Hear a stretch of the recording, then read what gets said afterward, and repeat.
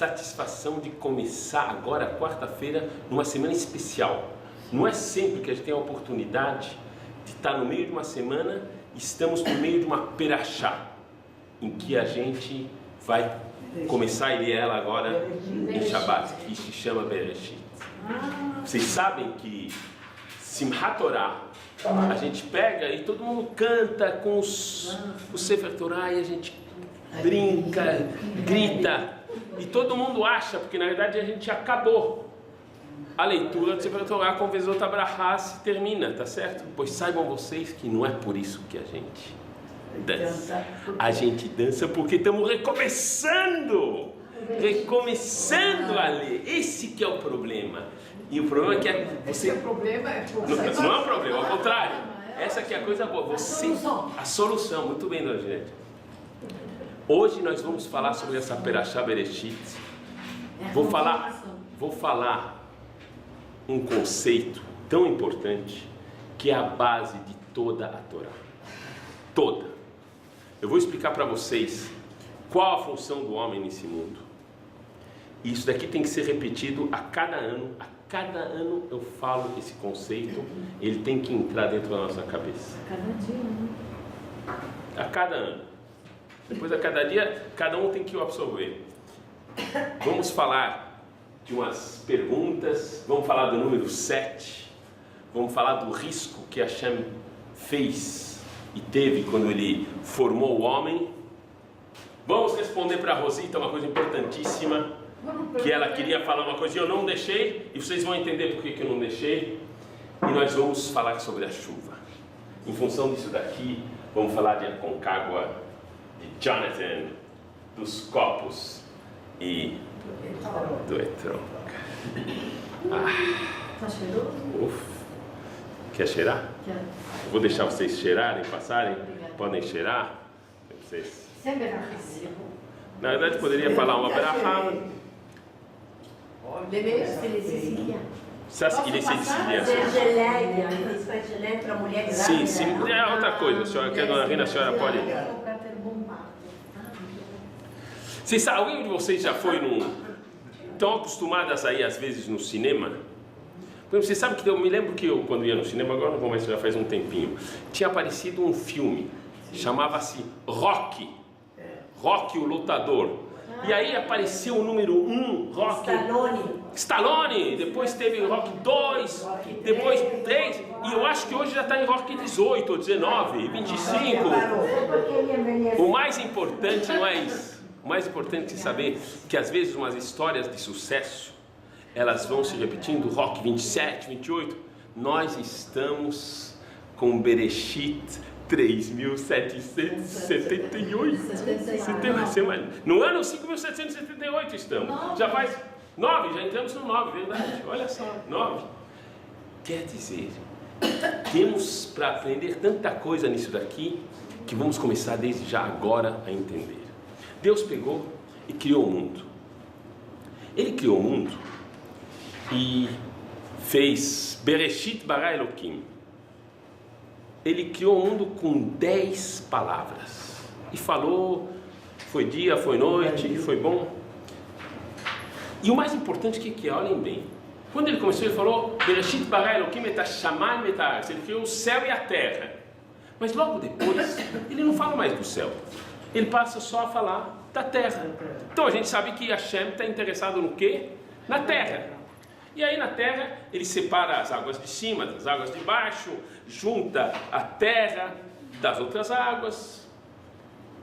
Ele vai criar as árvores, vai criar os mares, os peixes, depois os animais, e finalmente vai chegar e vai criar quem? O homem. Uma vez que ele cria o homem, ele não fala mais nada dos animais, ele não faz mais nada, por exemplo, da água. Quer dizer que o importante para Deus é o homem. Mas que será o tipo de homem que ele está interessado? E a gente vê que a Torá começa rapidamente a correr. Ele vai dar uma ordem para esse homem ele não vai falhar. Ele não podia comer um fruto, vai comer. E em função disso aqui vai se acelerar muito rapidamente a história. E vamos chegar até um outro homem, que se chama Noah. E Noah vai ser considerado um justo. Então a gente vê que Deus está interessado não em qualquer homem, no homem justo. Mas mesmo assim, Noah ainda não foi o suficiente. E aí vai chegar, até que vai chegar um outro homem que vai se chamar Abraham. E aí a história vai parar e vai começar a ser muito lenta. Nós vamos saber por que será que a história parou em Abraham. Qual que é a função do homem nesse mundo? E antes de eu falar sobre isso daqui, eu preciso falar da Rosita. A Rosita, ela chegou e ela abriu a boca. E ela falou: eu vou falar uma coisa ruim. E aí na hora eu parei: se espera, você não fala mais nada, não sei se é empregada, se eu achei, o que vocês quiserem, não interessa. E eu vou explicar. Em todos os dias que Deus criou o mundo, sempre ele falava, e foi noite, e foi dia, e foi bom. Menos um dia. Um dia quando ele separou. Quando ele vai separar as águas, a separação vai acabar sendo uma coisa ruim. E nesse dia não está escrito Kitov. Escutem agora bem. J'ai besoin de votre attention. J'ai besoin de votre attention. Escutem bem. Eu não vou falar se não houver atenção agora, porque essa é a frase mais importante que eu vou falar, talvez. Escutem bem. Nesse dia, Deus não falou que era bom, porque houve divisão. E os comentaristas se explicam, e tem um Midrash que fala que foi nesse momento e nesse dia que ele criou o contrário do paraíso. O contrário do paraíso é o outro lado, onde que ninguém quer ir, certo? E escutem bem. Não, escutem, eu quero que vocês se concentrem, porque é tão importante que eu vou falar. E aí a explicação fala, não, que nesse dia, como a divisão, aconteceu que foi criado esse lugar tão ruim. Mas os nossos sábios explicam de uma maneira muito fantástica. Eles falam, já que nesse dia não se falou uma coisa boa, deu a chance que se criasse a coisa ruim. Uau! E agora você entende por que eu não deixei a dona Rosita falar? Não podemos abrir a boca para o mal, não! Cada vez que você abre, por incrível que pareça, por qualquer coisa, por pouco mal, você dá a chance que algo seja criado. E eu agora expliquei para vocês, primeira explicação fantástica. Abre sempre a boca para o bem, sempre. Mesmo se tiver a mínima chance de ser bom, abre ela para o bem, e aí você evita que se cria coisas ruins. Cada vez que você fala uma coisa ruim, você vai criar um anjo acusador que realmente pode causar danos reais. Então vale a pena. Sabe o que?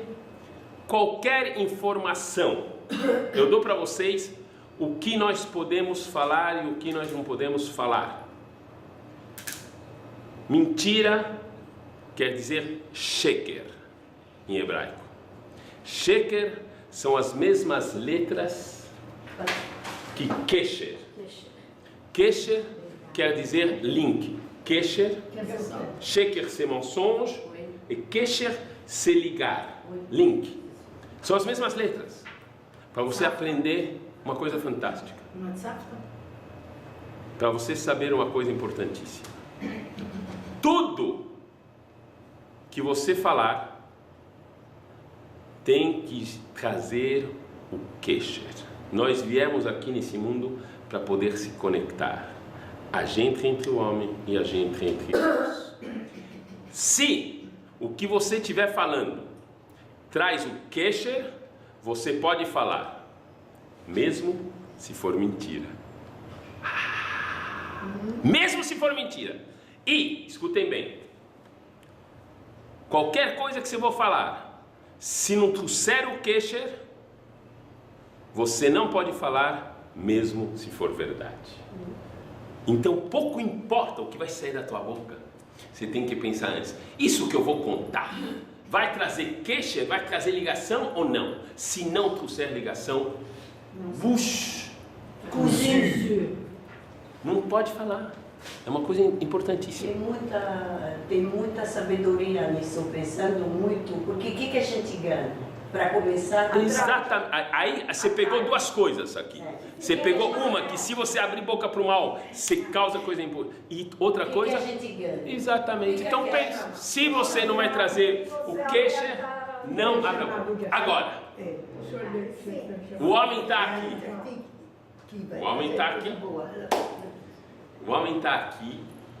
E será que a gente sabe o que ele vai fazer aqui nesse mundo? Será que Hashem não deu a dica qual que é o objetivo dele aqui nesse mundo? É impossível que não tenha falado isso, certo? Então qual que é o objetivo, por favor? Estamos aqui, estou dando o que nós temos que fazer? Não, mas não está escrito isso em como assim mitzvot. Qual mitzvot? Temos que saber exatamente, na prática, o que eu tenho que fazer. O que a senhora falou? Não, eu estou falando fazer coisas boas para conseguir se conectar com Deus, para fazer uma eu vou explicar bem. Aqui embaixo para Deus. Sim, mas aonde você viu que ele falou isso? Não, eu vou explicar para vocês. Não, eu vou falar, explico porque é fantástico. Quem fala o que eu vou falar agora é o Rabino Frankfurter. Eu acho que é genial e pode ser a solução de qualquer problema que vocês podem ter na vida. Eu repito, a solução de qualquer problema que vocês podem ter na vida. Quando Deus criou o homem, Ele criou o homem e falou para ele: olha, você não vai comer do fruto proibido. E o que aconteceu? Foi e comeu. A cobra deu para Havá deu para o marido e comeu. E aí ele ficou com vergonha e se escondeu. E aí vai vir uma primeira pergunta, pela primeira vez, Deus vai fazer uma pergunta para o ser humano. Ele vai falar: Ayeka, aonde você está? Ayeka. E a pergunta é clara. Escuta, Hashem, Todo-Poderoso, ele não sabe onde se encontra Adão. Será que ele queria saber aonde que está geograficamente o GPS de Adam Arishon? No GPS, no Waze, onde que ele está localizado? É óbvio que não é essa a pergunta. Ele chegou e perguntou para Adam Arishon: Ayeka, homem, aonde você está em relação ao seu Criador? O teu Criador te deu uma ordem. Você a respeitou ou você não a respeitou? E aí nós criamos, pela primeira vez, uma equação, um eixo que é este daqui que eu estou desenhando aqui, em que Hashem está aqui e eu estou próximo de Hashem ou estou longe de Hashem. Chegou Hashem e perguntou para o homem: aonde você está em relação ao Criador? Você está aqui cumprindo o que ele te pediu ou você não está? Então nós já vimos que a primeira pergunta permite definir qual é a função do homem nesse mundo em relação ao seu Criador. Ele tem que estar próximo do seu Criador. É interessante. Logo depois vai passando uma cena e aí vai acontecer que eles têm dois filhos, que é Caim e Hevel, e vai acontecer que Caim tem uma ideia fantástica de dar um sacrifício para Hashem. Hevel imita ele, com uma diferença, que ele vai dar do melhor das ovelhas que ele tem para Hashem, e em função disso o sacrifício de Hevel, de Abel, vai ser aceito e não o de Caim. Caim fica com uma raiva muito grande e ele acaba matando 1/4 da humanidade. 1/4 da humanidade acaba nesse ponto. Tudo bem? Se eu quiser assistir, o senhor pode ir com a gente, hein? 1/4 da humanidade é destruída nesse ato. E logo depois, em função disso, Hashem faz uma segunda pergunta. Ele fala em hebraico: Evelahicha, aonde está o teu irmão? Aonde está o teu irmão? E aí nós sabemos a resposta famosa: eu sou por acaso o guardião do meu irmão? Certo? Nós entendemos aqui que a segunda pergunta é importantíssima. Caim tinha matado Heber. Será que Hashem não sabia aonde que estava Heber enterrado? É óbvio que ele sabia. Essa segunda pergunta vai fazer o nosso segundo eixo de uma equação. Vai explicar que Deus queria saber aonde você está em relação aos seus irmãos. Eles fazem parte da tua vida, ou você quer ter uma vida totalmente egoísta, só pensando em você? E vamos ter então o segundo eixo da nossa equação, que é aqui. Aqui é o irmão, e aqui. Agora nós temos a nossa equação e podemos saber exatamente o que Deus quer do homem. Deus quer do homem que ele esteja nessa linha, o mais próximo possível de Hashem e o mais próximo possível do seu irmão. Esta é a função do homem, não é outra. Não é outra. Em função disso, para estar próximo de Hashem, você tem que fazer as mitzvot. Em função disso, para estar próximo do teu irmão, você tem que fazer Gemilut Hassadim e as coisas boas. E aí você tem tudo o que precisa para viver nesse mundo. Tudo. Falei bem tudo. Quer dizer que se eu estou nessa equação, eu estou fazendo as coisas boas. Agora, a maioria das vezes na nossa vida, nós estamos em alguns lugares nessa equação. Às vezes a gente faz muita filantropia, só pensa no outro irmão, estamos aqui. Opa, estou fazendo muito bem. E a gente esquece que a gente está num mundo em que tem um Criador. E às vezes eu estou aqui, eu faço tefilá 10 vezes por dia, eu me retiro, estudo o Torá, e eu nem penso que eu estou com o meu irmão. Opa, não estou no caminho certo. Cada uma de vocês teria que hoje saber aonde vocês estão nessa equação. Você talvez está aqui. Opa, eu faço mais ou menos isso e aquilo. Saibam vocês que a coisa mais importante é você saber aonde você está. E se você tiver a consciência que você está aqui, por exemplo, você faz várias coisas, a primeira coisa que tem que fazer é tentar se alinhar para a linha do meio. Não adianta ir pedir berachá para Rabino e trocar as mezuzot e fazer tudo o que vocês querem se você não começar a voltar para o eixo. E aí tentar subir. Uma vez que você está no eixo, sim, você pode falar, olha, eu estou equidistante com os dois e eu estou me elevando e tudo mais, aí sim você pode fazer outra coisa. Se não, você não pode nem pedir. Você só pode pedir para você voltar para o eixo. Nós aqui vimos uma coisa fantástica. Que você é uma equação que é simples. E agora nós vamos entender. Quando chegou Adam Arishon, se ele tivesse respondido, ele estaria aqui com Hashem. E aí ele faria um mundo em que todo mundo estaria aqui. Quando Caim matou Heber, caiu todo mundo aqui, ele ficou aqui em relação a isso, mesmo se depois ele estava super bem com Hashem. E aí nós vamos entender por que a Perashá, por que na Torá correu tantos anos, correram 1500 anos, até que se achou um homem que chamava-se Noah.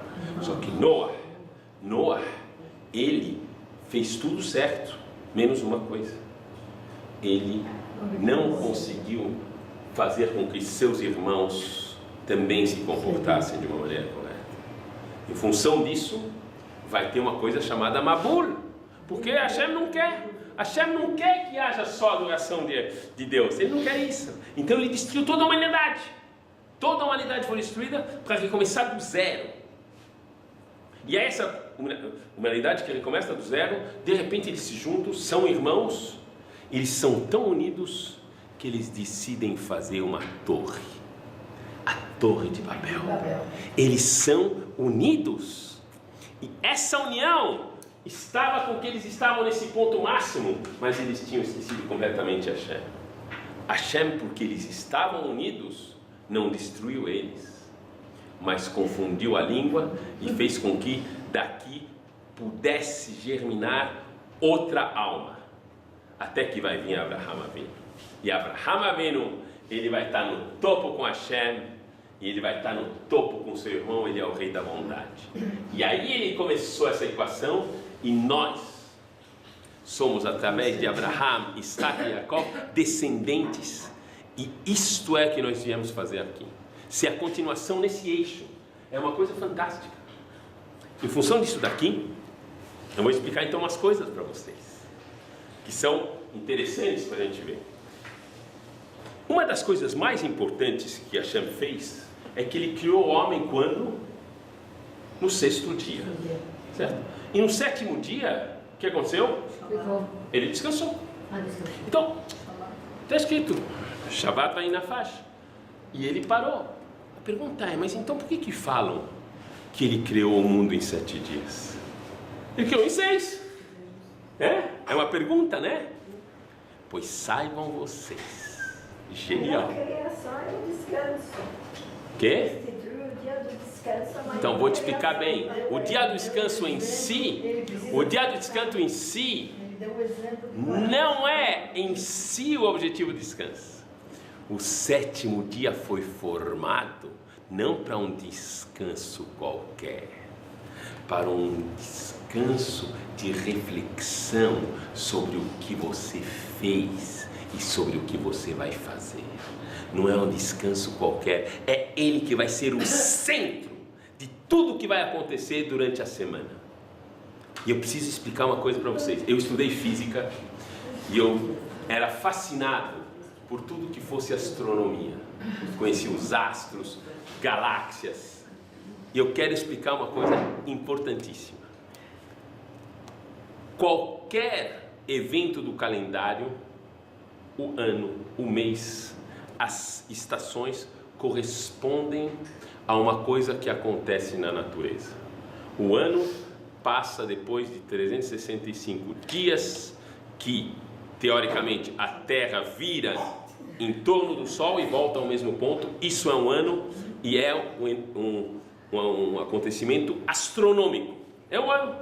O mês, que é usado inclusive no judaísmo, ele é usado como um mês lunar. Ele faz com que durante 29 dias e um quarto de dia, a Lua faz a volta em torno da Terra e temos um mês. Tanto é que todo dia 15 do mês hebraico, o que tem? É lua cheia. Olha aqui, minha tia Rita, você vai tonto. Puxou você. Você viu só? Eu puxei dela. Escutem bem. Todo dia 15 do mês hebraico é lua cheia. Quer dizer, corresponde a um evento da natureza. É uma coisa.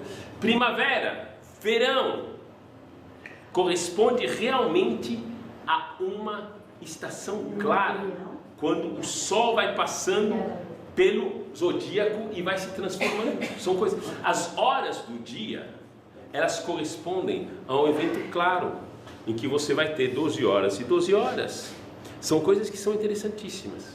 Mas não existe nenhum fenômeno astronômico que justifique uma semana de 7 dias. Não existe. É incrível. E é utilizado no mundo todo. É utilizado no mundo todo. Só e somente só porque Hashem falou: criei o mundo em 6 dias e no 7º descanso. É uma coisa incrível. É uma coisa incrível se vocês pensarem.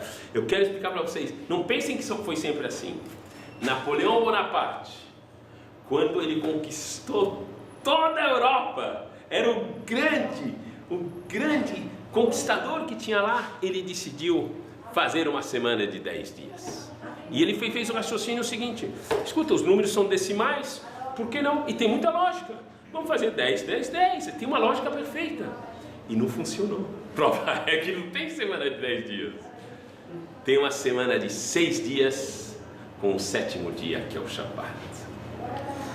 Agora vocês vão entender o que é a importância do Shabat.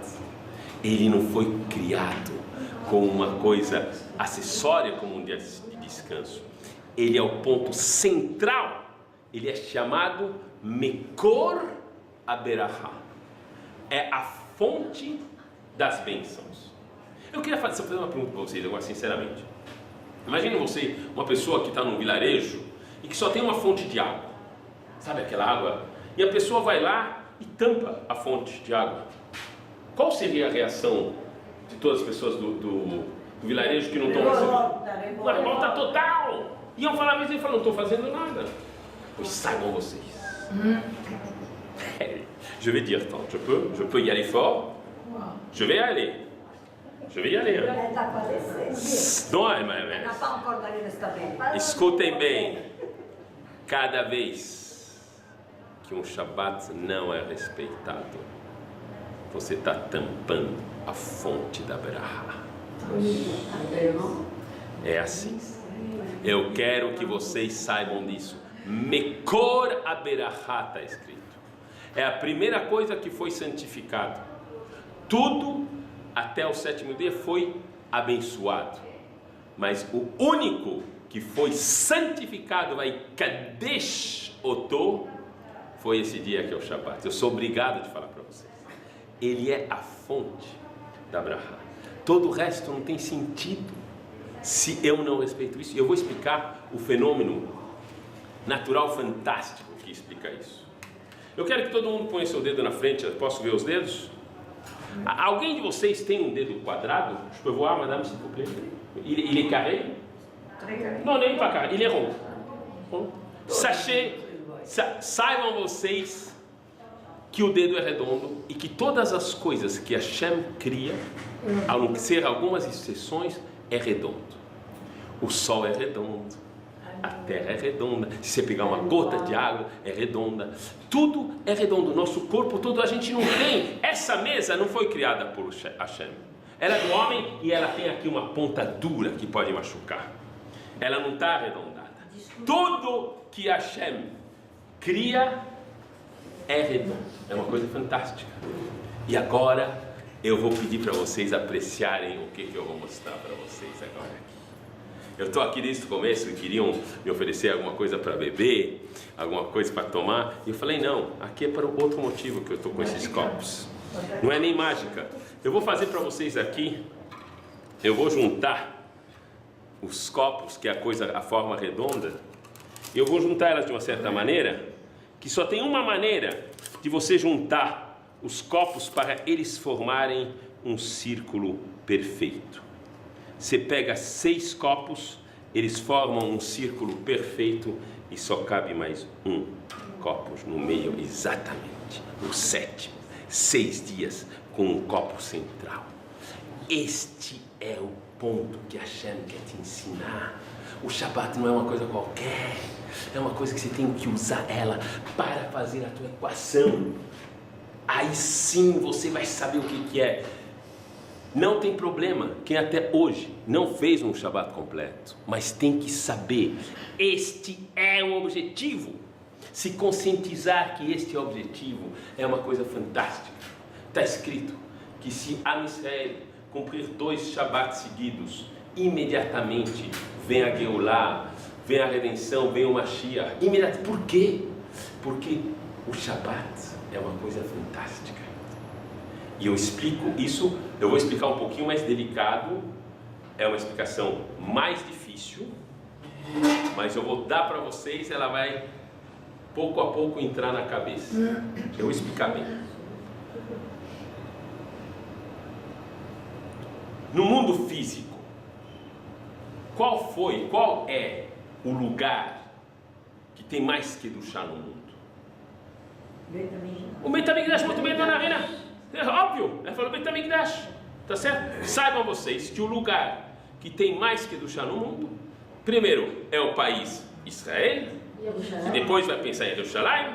Em Jerusalém você vai pensar no Bet HaMikdash, e no Bet HaMikdash tem um lugar mais importante ainda, que é o Kodesh. E o Kodesh tem uma coisa que chama-se Kodesh HaKodashim, e no Kodesh HaKodashim tem uma coisa mais importante ainda, que é a arca. E a arca que está lá, este é o ponto que tem mais Kedushá no mundo. Tá certo? Agora eu faço uma pergunta para vocês. O que está falando da arca? Está aqui, não está nada, está tudo por aí. Agora, nós sabemos que aqui nós estamos num lugar que é fantástico. Quando eu falo uma brachá, Baruch Atah Hashem, Melech Haolam. O que quer dizer a palavra Haolam? Mundo. O mundo inteiro. Do mundo.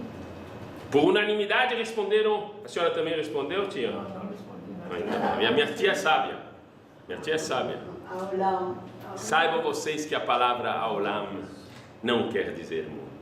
Não quer dizer. Ela tem uma palavra que só existe na física moderna e é representada por Haolam.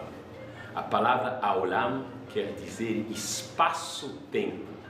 Min haolam ve'ad haolam. Do começo dos tempos até o fim dos tempos, incluindo todo o universo. Melech haolam é o Deus que é do espaço-tempo. Nós temos dois pontos: o espaço físico e o tempo. Nós vimos que no espaço físico o local que tem mais Kedushá é Kodesh HaKodashim, Yerushalayim, Bet HaMikdash. E no tempo, qual que é o momento que mais Kedushá tem? O Shabat. Pois saibam vocês que é o Shabat. Shabat. Ou seja, escutem bem, que nessa entidade que se chama espaço-tempo, eu tenho Bet HaMikdash e eu tenho comparado com a mesma força um momento que se chama Shabat. Uau, interessantíssimo. E agora eu vou ir mais fundo. Vocês sabem o que eu não posso fazer durante o Shabat? Quais são as coisas proibidas de serem feitas no Shabat? Dona Tânia, a senhora tem alguma ideia? Alguém tem alguma ideia? Cria. Olha aqui minha tia falando. Minha tia chegou e falou: é proibido fazer no Shabat 39 trabalhos que eram usados para construir o Bet HaMikdash. Agora vamos entender uma coisa: por que será que justo no Shabat eu estou proibido de fazer esses 39 trabalhos para construir o Bet HaMikdash? Construir o Bet HaMikdash é uma coisa sagrada ou não é? Sim. Sim? Claro. E agora escutem o raciocínio. Claro que construir o Bet HaMikdash é super sagrado. E veio Hashem e falou: escutem, no Shabat vocês não podem fazer esses trabalhos proibidos. Sabem por quê? Porque se você fizer isso no Shabat, é que nem se você falar que você vai acrescentar Kedushá para o Shabat. Saiba você que o Shabat não precisa ser acrescentado em nada. Ele está completo, tão completo que nem o Bet HaMikdash. É proibido você tentar trazer mais Kedushá. Você não pode fazer os 39 trabalhos que eram necessários para criar o Bet HaMikdash. É genial. Quem pensar isso aqui, então agora vocês vão entender. E agora vocês vão entender. Nós temos o Bet HaMikdash, está destruído ou não está destruído? Tá. Tá. Os dois. Hein? Os dois. Infelizmente, os dois não. A gente só precisa de um. A gente só precisa de um. Mais um que chegue. Terceiro que vai. Chega agora. Chega agora. Chega agora. Alguém fala: escuta, Dona Josete, por favor, a gente gostaria da sua participação no terceiro Bet HaMikdash. Precisamos que a senhora se esforce em algum ponto, faça isso, faça aquilo. A senhora faria ou não faria? Claro. Claro. Alguém não faria? Alguma de vocês aqui presentes se recusaria a fazer alguma coisa para a reconstrução do Bet HaMikdash? Por favor, ninguém. Pois saibam vocês que se você fizer isso para o Shabat, você vai entender 2 Shabbat seguidos. Na hora, você reconstrói o Bet HaMikdash. Toda sexta-feira, você recebe um telefonema. E eu quero que vocês imaginem a cena. A dona Deise, que está aqui presente, sexta-feira, meio-dia, ela recebe uma ligação e tem alguém na casa dela que atende. Fala: dona Deise, telefone para a senhora. Fala: pergunta quem é. E aí do outro lado falam: é o Billy. Mas que Billy? Que Billy que é? É o Billy dos Estados Unidos. Mas que Billy? E de repente ela pega o telefone e fala, Daisy, here it's Bill Gates. You know, I want to speak. I want to speak with you, sabe? Eu preciso de você, sabe? Eu preciso de uma parceira. Eu preciso fazer um negócio no Brasil e eu acho que você é a pessoa indicada. Você aceita ser minha parceira? Alguém recusaria essa parceira? Certeza que não. Saibam vocês que toda sexta-feira, um pouquinho antes do Shabat, você recebe uma ligação de Hashem. E ele te fala assim, homem, mulheres, eu quero que você seja meu sócio. Nasce, vamos fazer as coisas.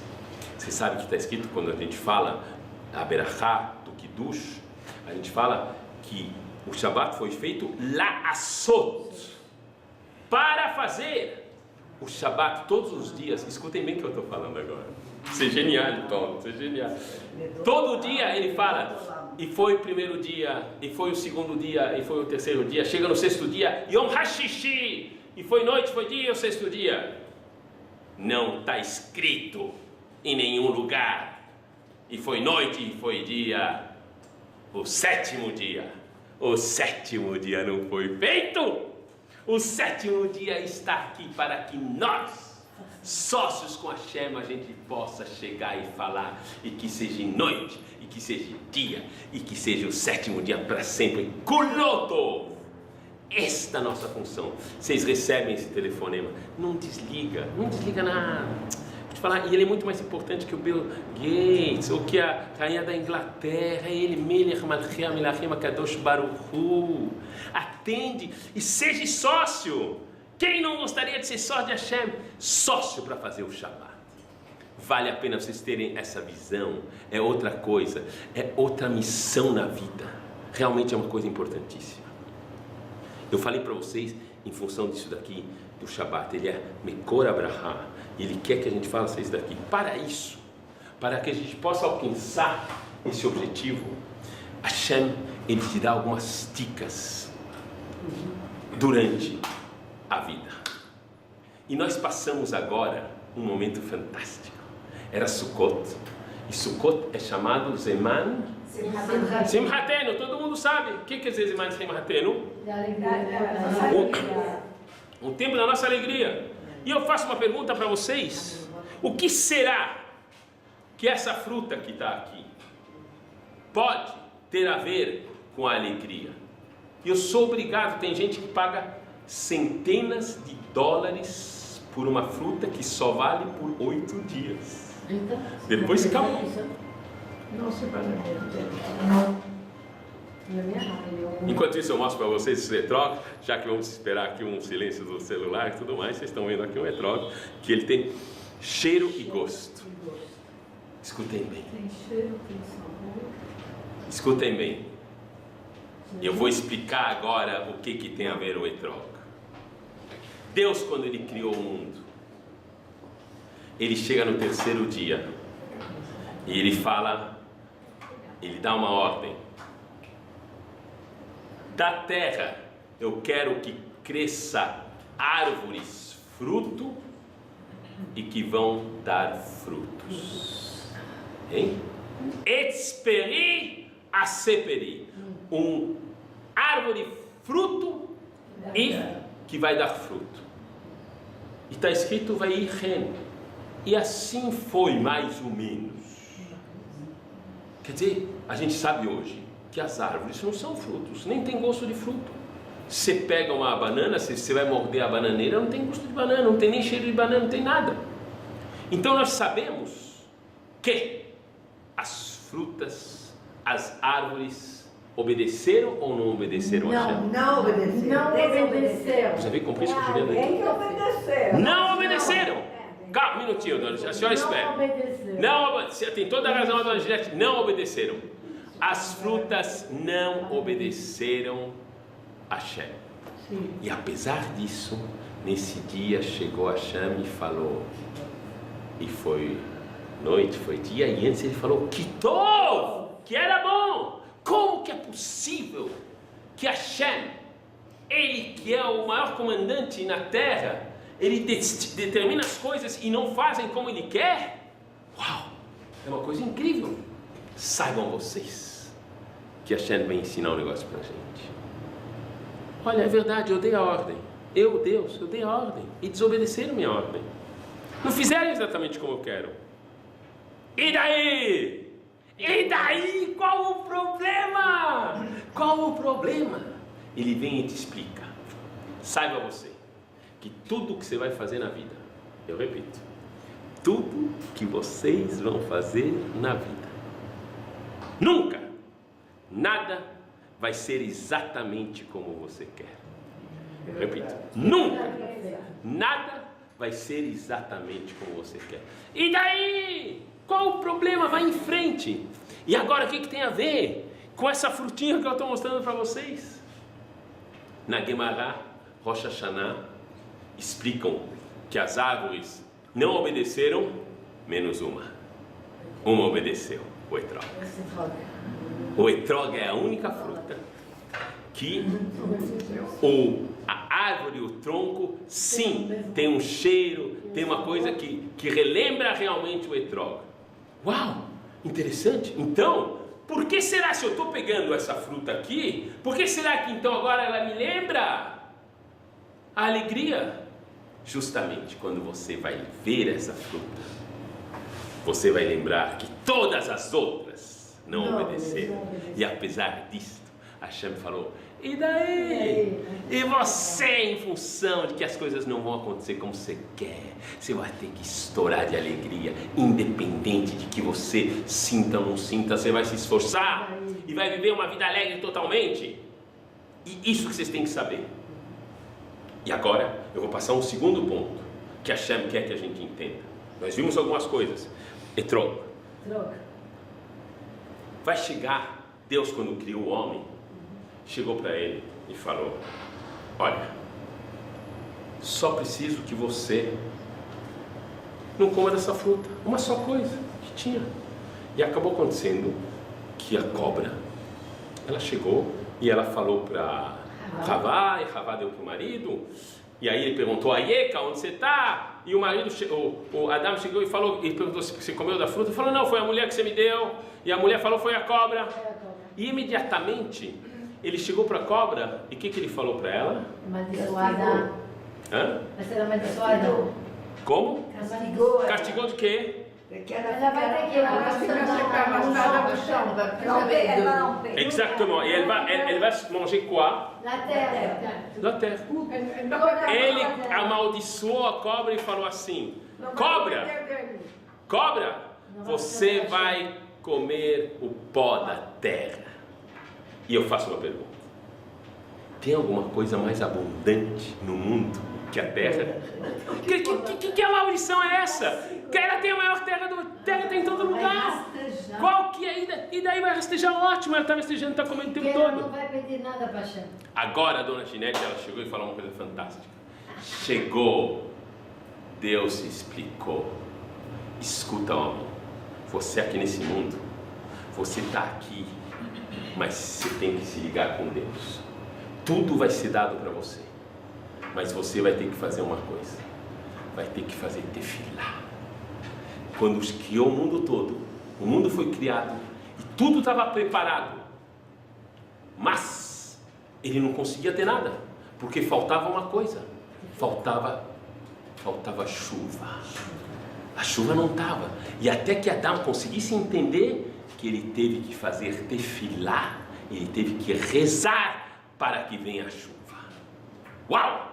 E aí, que é a chuva com tefilá, você tem que saber que se você não reza, as coisas não vêm. E nós temos uma prova para isso fantástica. Chegou Deus e falou para Abraham, você, tua descendência vai ser tão numerosa como as estrelas do céu e a areia do mar. E aí de repente, ele tem um filho dele, Yitzhak, que casa, e está casado com Rivka, uma tzaddik, os dois são tzaddikim fantásticos, e de repente, ele não tem filho. Onde que está? Onde que está a promessa?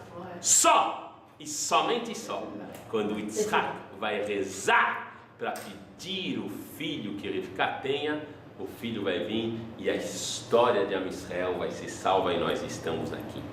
Para você saber uma coisa fantástica. Agora em Rosh Hashanah foi decidido tudo que você vai ter. Tudo.